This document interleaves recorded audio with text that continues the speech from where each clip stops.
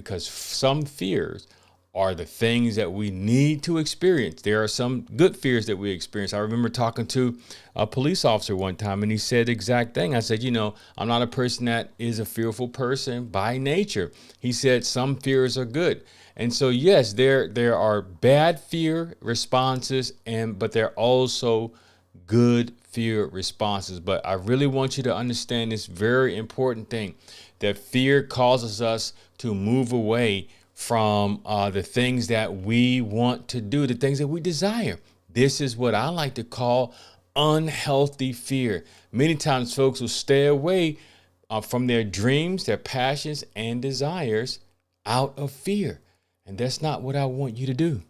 I don't want you to run away in fear from the thing that you desire, from the thing that has been placed in your heart to do, right? You can do it. Right? If as long as you can believe, you can achieve. Now, there are things that you have to do in order to make that, just take that step of faith, that leap of faith, right? But you have to be able to acknowledge fear. I give you another example. Me playing golf, right? Playing people who play better than me, right? Stepping up to the tee box to people that I don't know, right? And then seeing them hit a shot first that's longer than I hit the ball, a lot straighter than I hit the ball, right? And when I see that, guess what happens? Fear begins to show its ugly head, right? Why? Because I can't control that other person, right? Then the thoughts started coming. Can I hit it as long? What about if I don't hit it right? What if I shank the ball? What if I go out of bounds? Then what? See, all of these fear reactions and responses begin happening before I even set up to the ball to hit the shot. Now, why is that? Why do we have those kinds of experiences, right? Listen, in life, we're going to have those kinds of experiences. Why? There's several things that I learned from that you can also learn from. Number one, you can't control the other person. Number two, you got to stay focused on what it is you're there to do. 4, you got to go through your process. Your process is not like everyone else's process. This same truth can be applied to social media, content creation, spirituality, right? You can't create what someone else creates. Their gifts and talents are different from your gifts and talents. What you will show up on these platforms and YouTube and all these platforms to do can be very different from what someone else is showing up there to do. But you have to stay focused on your process, right? And I think this is important in order to what?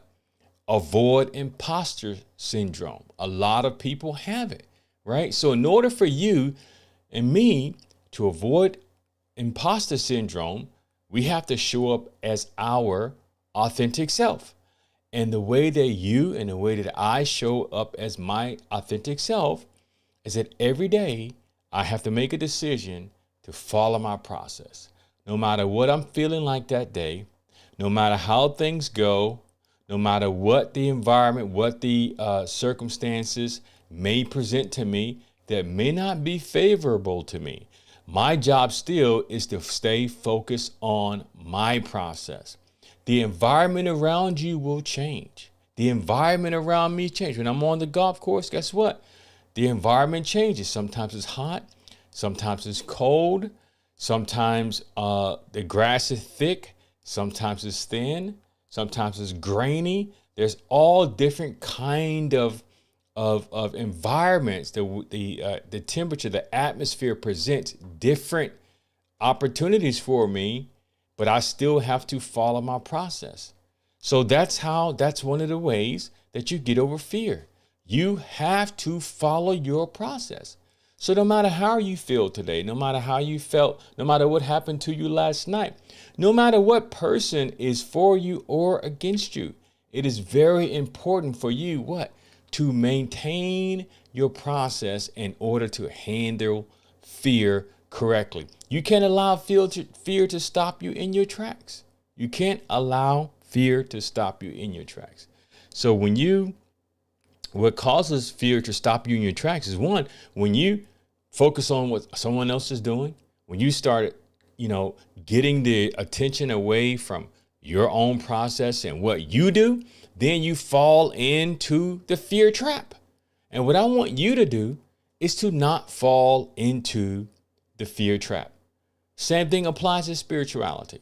For those of you watching, I want you to think about this very, very carefully, right? You have to follow your gut feeling. You can't allow individuals and people to keep you from following your gut feeling. Now, I know there are people that you trust. I know that you're a part of these communities. And I remember Rachel Held Evans talking about, the book she wrote about leaving evangelicalism. She talked about, some of the struggles she went through when she decided to leave that community. And I'm not saying that's necessarily your circumstance, but when you know deep down in your heart that you are being called to say or be or do something different, and you know that you can no longer live in the duality of being one person here and being another person at this place, or maybe talking about things, believing things that don't necessarily line up with the community that you're a part of anymore, right? Maybe you're preaching something that you don't necessarily believe, or teaching something that you have a hard time grappling with, but you do it because, listen, I understand it pays the bills, right? And God forbid, if you're on a church staff, right, and you're having these kind of, existential moments where you have to, make decisions about, am I going to stay here and keep playing this rat race, right? Or am I going to leave? There's precious people that are involved in that community. People that love you, they care about you, and people that you care about. So I understand all of those different dynamics, right? But what you have to understand is that you cannot move in life on fear. Jesus said, perfect love casts out fear, right? The gospel, the epistles tell us that, right? Nothing in our lives that we accomplish can be accomplished through a spirit of fear. For God has not given us a spirit of fear, but God has given us a spirit of love, power, and a sound mind. And so once again, I want to remind you, number one, there are some good fears and there are some bad fears, right? But you cannot allow the environment to dictate. You can't control certain things in your life, right? If you allow fear to take control of your life, it'll keep you from progressing and moving towards your better self. And that's important for you. It's important for me, right? There are some fears that are healthy fears. Maybe you need to step out in faith. Maybe you need to take a risk of faith, as James Cone, the great author, talked about a risk of faith. Maybe you need to do something that you've never done before, right? Maybe you need to not allow your inability to control the environment around you to keep you from stepping out in faith.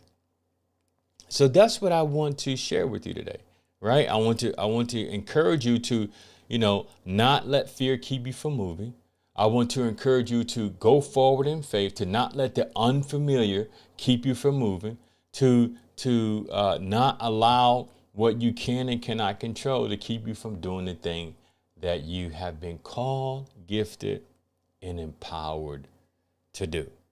Now, if you have any questions for me, please don't, leave a comment down at the bottom. Please share some likes for us, right? That always help. Give us a thumbs up. That helps us to continue to get this message out, because we want to help people as they transition through this very difficult spiritual stage in life, and not just in spirituality, but in life, period. We're here to help. We're here to assist. Please leave a comment in the comment section and continue to follow the Next Evolution podcast page and here on our YouTube page. Thank you so much for listening. And don't forget to keep checking us out for our next video. Thank you. Talk to you soon.